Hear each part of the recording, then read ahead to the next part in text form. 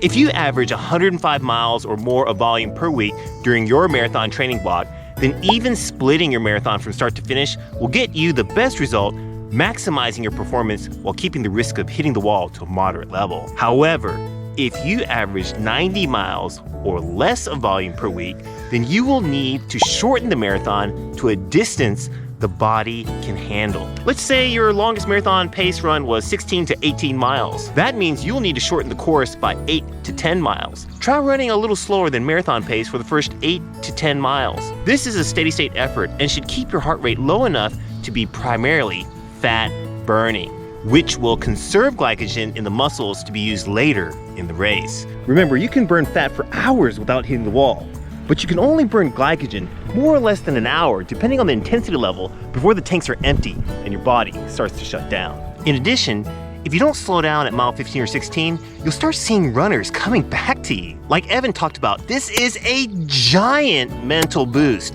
You'll feel much better at marathon pace in the middle section of the course and have confidence to tighten the screws with 4 to 6 miles to go. Momentum, along with emptying out the glycogen tanks, will make up for all those steady state miles at the beginning of the marathon. Now, there are a lot of caveats to this pacing strategy. For example, on a downhill course like the Boston Marathon or the LA Marathon, I would recommend even splitting the entire course, since running at marathon pace on the steep downhill first sections of those courses would be at steady state effort. Wherever you are racing, start with an effort below marathon pace. Start clear of and far enough below aerobic threshold so that you avoid tapping into your glycogen reserves too heavily too early in the race. Use the momentum of passing runners during the second half of the race and every bit of what you have left in those legs to race hard and fast to the finish line to your brand new personal best.